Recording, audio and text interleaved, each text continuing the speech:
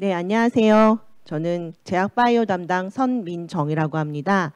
오늘 제약바이오 섹터의 주제는 이제 코로나 바이러스 사태가 좀 장기화되고 있어서 저는 이러한 현상을 지금 위드 코로나라고 명명을 했고요. 이 위드 코로나 시대의 주식시장에서 가장 진정한 위너는 저희 제약바이오 섹터에 있는 기업들이 아닐까 해서 그런 기업들 한번 모아서 말씀드리도록 하겠습니다.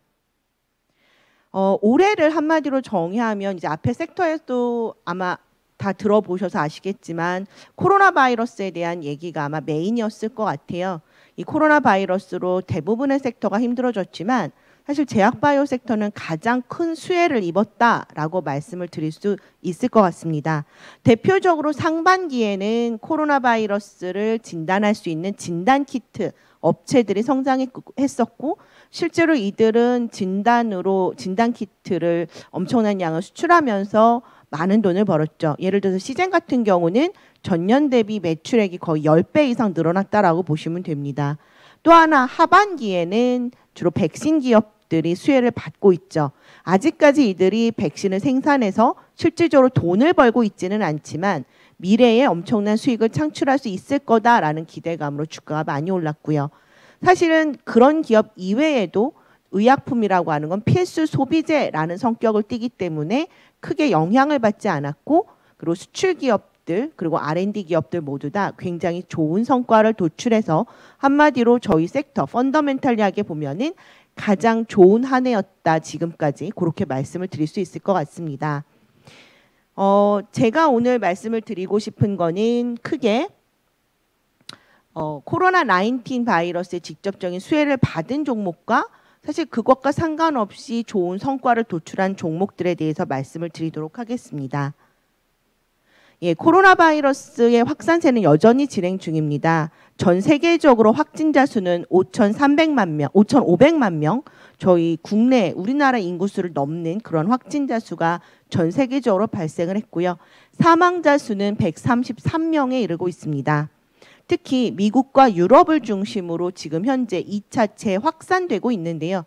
연초 3월과 4월 이들 국가에서 코로나 확진자 수들이 급증을 했을 무렵 아마도 가을이나 겨울이 시작되면 더욱더 많은 환자들이 나올 수 있을 거라고 하는 전문가들의 예상이 있었는데 정말 딱 들어맞았습니다. 미국 같은 경우 하루에 확진자 수가 18만 명 나오고 있고요. 유럽도 웬만한 국가들은 3에서 4만 명 사이가 나오고 있고 유럽의 주요 도시들은 이미 봉쇄 상태에 들어가 있습니다. 이 코로나 바이러스는 무증상 감염과 빠른 전파력으로 쉽게 가라앉지 않고 안정기와 확산기를 반복해서 나타나는 패턴을 보이고 있는데요. 결국에는 코로나 바이러스를 종식시키기 위한 가장 최선의 수단은 효과적인 백신을 개발하는 일이고요. 아마 많은 분들이 이 조그마한 회사 이름을 모두 다 알 정도로 모더나 그리고 바이오엔텍과 파이자, 아스트라제네카가 코로나 19 바이러스 백신 개발에 지금 선두 그룹으로 지난주와 이번 주에 시장을 크게 흔들어 놨었죠. 지난주 월요일에는 바이오엔텍과 파이자의 코로나 19 바이러스 백신의 임상 3상 중간 결과가 도출이 됐었고요. 발표가 됐었고요. 이번 주 월요일에는 모더나사의 결과가 발표가 됐습니다. 파이자사는 약 90%의 백신 예방 효과가 있었다. 그리고 모더나는 94.5%, 좀 더 통계적으로 명확하게 설명을 하고 있었습니다. 효능이 있다라는 임상 3상 결과를 발표하면서 이들 그룹 모두 다 11월 중에 미 FDA에 긴급 사용 허가 신청서를 제출한다면 12월에는 긴급 사용 허가를 승인을 획득할 수 있을 것으로 보고 있고 아스트라제네카가 조금 늦춰졌어요. 중간에 부작용 발생으로 인해서. 그런데 아마도 이 아스트라제네카도 곧 임상 3상 결과를 발표하면서 연내에 승인이 가능하다면 빠르면 연말 늦어도 연초에 대규모 접종이 가능하다라고 합니다. 다만 아직까지는 아마 특수계층, 의료진이라든지 집단 생활을 하고 있는 의사들, 그러니까 군인들 그 정도 계층에서의 투여가 먼저 이루어질 수 있을 것 같고요. 일반 대중들에게의 투여는 아마도 내년 말쯤이나 가능하지 않을까 그렇게 추정을 하고 있습니다. 자, 이와 같이 백신에 대한 어떤 대규모 생산, 사실 코로나 바이러스는 계절성 계절성 바이러스가 아니기 때문에 엄청나게 많은 양이 필요합니다. 적게는 수천만 도즈, 많게는 수억, 수십억 도즈가 필요하기 때문에 전 세계 백신 공장이 아마도 동원이 되어야 될 것 같고, 그로 인해서 우리나라에서 백신 공장을 갖고 있으면서 적어도 WHO의 PQ 인증을 받은 그런 공장 보유하고 있는 회사들은 모두 다 코로나 바이러스 백신 생산에 동원이 될 겁니다.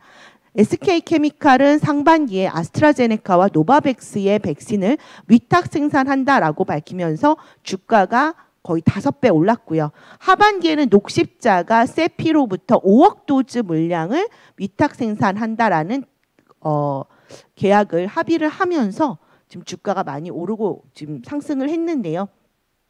아직까지는 이들이 돈을 벌지 못했고 구체적으로 계약을 체결한 거는 얼마만큼을 언제까지 공급하겠다라는 계약을 체결한 거는 아니지만 향후 이들의 미래 수익원을 여러분들이 기대해 볼 수 있을 거고, 적어도 코로나 바이러스의 백신을 생산하는 동안에는 엄청난 수익을 거둘 수 있을 거고, 우리나라가 코로나 바이러스 생산의 어떤 전초기지가 될 수 있지 않을까.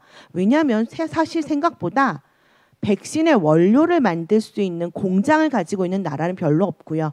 우리나라가 이 백신 공장 캐파로는 전 세계 3위 수준입니다. 근데 사실은 백신은 코로나19 바이러스의 백신을 생산하는 곳뿐만이 아니라 또 하나 수혜는 독감 백신이었습니다. 자, 지금 여러분 아마 독감 백신 모두 다 접종 받으셨을 건데요. 올해 유난히 많이들 받으셨죠. 그 이유는 지금 계절이 원래 독감 바이러스가 유행하는 계절입니다. 그래서 이 계절에는 독감 바이러스도 유행하는데 지금 코로나19이 재유행하고 있어요. 두 개 모두 증상이 비슷하거든요. 하나는 백신이 없고 다른 하나는 백신이 있죠. 그렇다면 방역 당국 입장에서는 확실하게 컨트롤할 수 있는 것부터 사람들에게 맞춰야 되니까 올해 엄청나게 백신 접종, 독감 백신 접종을 권고했었을 겁니다. 그래서 지금 녹십자, 우리나라 최대 독감 백신 생산 기업이죠. 녹십자 같은 경우 3분기 실적 발표 시 국내 독감 백신 매출이 전년 대비 48% 증가한 783억 원 발생했고요. 사실 이러한 트윈데믹, 독감과 코로나가 같이 유행하는 트윈데믹에 대한 우려는 우리나라뿐만이 아니라 전 세계 북반구에 공통된 상황이죠. 지금 북반구의 독감 백신 매출도 전년 대비 80% 증가. 내년 3, 4월 달에 남반구 향이 발생할 텐데 남반구도 이런 트윈데믹에 대한 우려는 여전할 겁니다. 그로 인해서 남반구 아마 백신 수출도 크게 증가할 것으로 보고 있습니다. 마지막으로 코로나에 대한 또 다른 수혜는 의약품의 어떤 매출이죠. 사실은 우리나라 대부분의 기업들은 주요 품목이 당뇨, 고지혈, 고혈압, 만성질환이죠. 이러한 약은요, 중간에 약을 끊을 수가 없어요. 그래서 어떻게 보면 필수 소비재죠. 그래서 어떻게 보면 코로나19으로 모두 다 매출 타격이 입었을 때 제약회사는 큰 타격이 없었고요. 오히려 의사들을 대상으로 한 마케팅, 대면 마케팅이 감소하면서 마케팅비가 세이브되고 이게 그대로 영업이익단으로 반영되면서 모두 다 이익이 좋았습니다.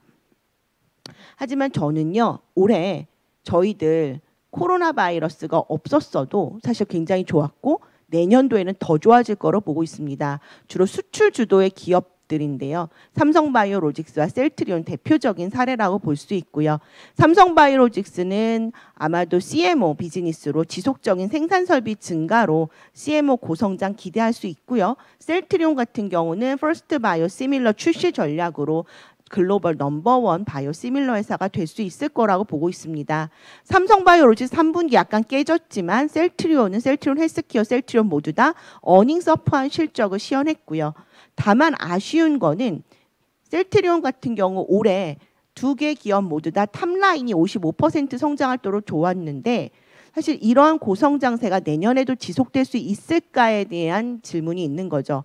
올해 이렇게 고성장이 가능했었던 이유는 바로 미국향 트룩시마가 출시된 지 11개월 만에 미국 시장에서 처방액 기준으로 4% 점유율을 기록하면서 정말 소위 말하는 대박을 터뜨렸기 때문이거든요.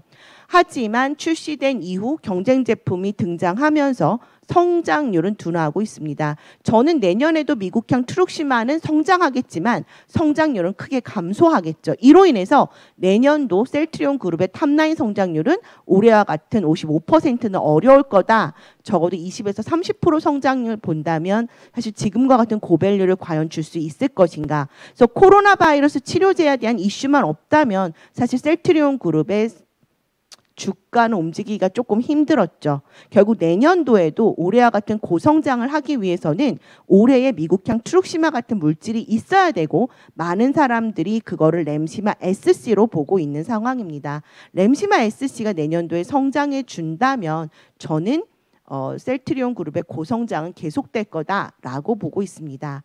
그리고 두 번째는 R&D인데요. 사실 R&D 올해는 단순한 모멘텀만이 아니라 정말 성과가 있었고 그것의 중심에는 바로 레이저 티닙의 결과가 있었습니다. 1차 치료제로서 거의 ORR 반응률이 100%였고요.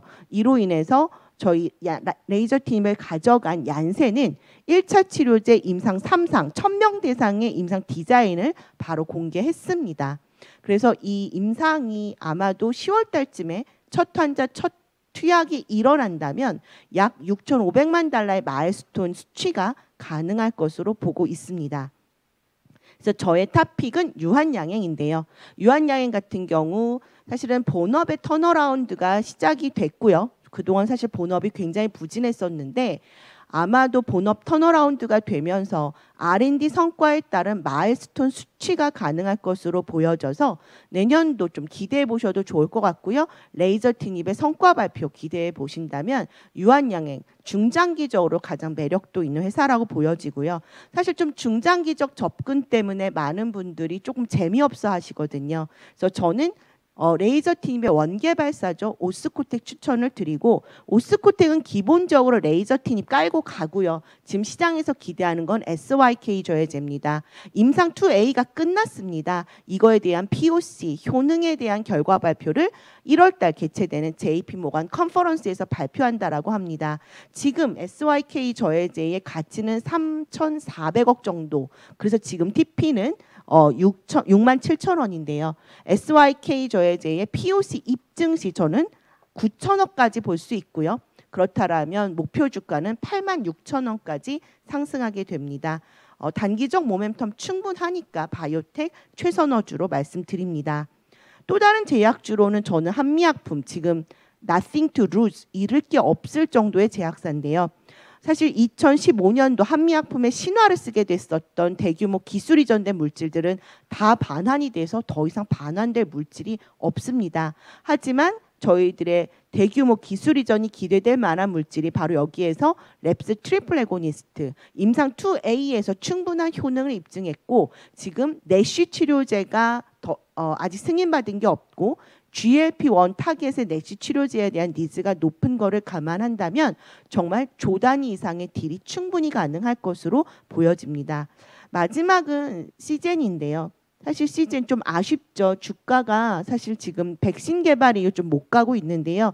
아마 당분간 최선의 방역을 유지하기 위해서는 엄청난 진단이 필요할 거고 그 선두 그룹은 시젠입니다.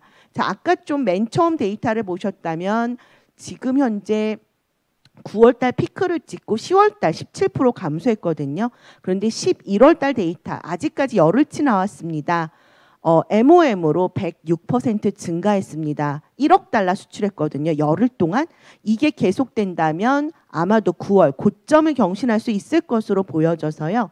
시즌 좀 지금 PER 9배 수준 받고 있어서 좀 저점에서 매수하신다면 나중에 실적으로 보답할 수 있지 않을까 생각됩니다.